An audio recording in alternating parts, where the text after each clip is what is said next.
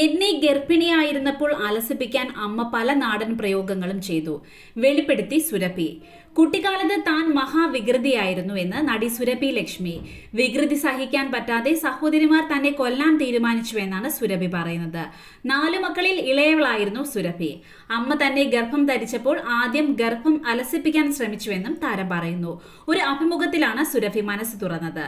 ഞാൻ പറയാറുണ്ട്, എന്നെ പോലെ ഒരു കുട്ടിയെ എനിക്ക് വളർത്താൻ പറ്റില്ല എന്ന്.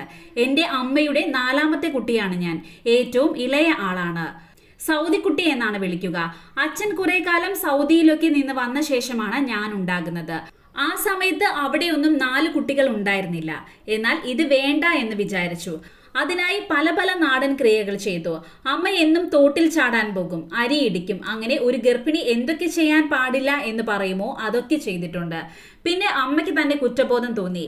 ഇനി വരുന്നത് അംഗവൈകല്യത്തോടെയോ ബുദ്ധിമാന്ദ്യത്തോടെയോ മറ്റോ ആകുമോ എന്ന് ഭയം തോന്നി.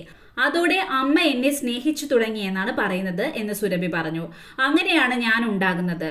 ഇതുപോലെ കരച്ചിലുള്ള സഹിക്കാൻ പറ്റാത്ത കുട്ടിയായിരുന്നു. എന്റെ ചേച്ചിമാരെ പഠിക്കാനൊന്നും സമ്മതിക്കില്ല. അവരുടെ പുസ്തകം വലിച്ചു കീറും.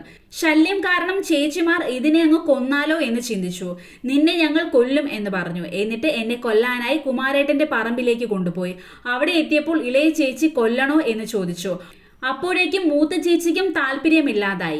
വേണ്ട, നാളെ ഒന്നുകൂടി നോക്കിയിട്ട് കൊല്ലാമെന്ന് പറഞ്ഞു. അങ്ങനെ തിരിച്ചു കൊണ്ടുവന്നു. ഇന്ന് അത് പറഞ്ഞ് ചിരിക്കും എന്ന് സുരഭി പറയുന്നു. അതേസമയം ഇതൊക്കെ തമാശയാണ്, അവർ തന്നെ നന്നായി നോക്കിയിട്ടുണ്ടെന്നും സുരഭി പറയുന്നു.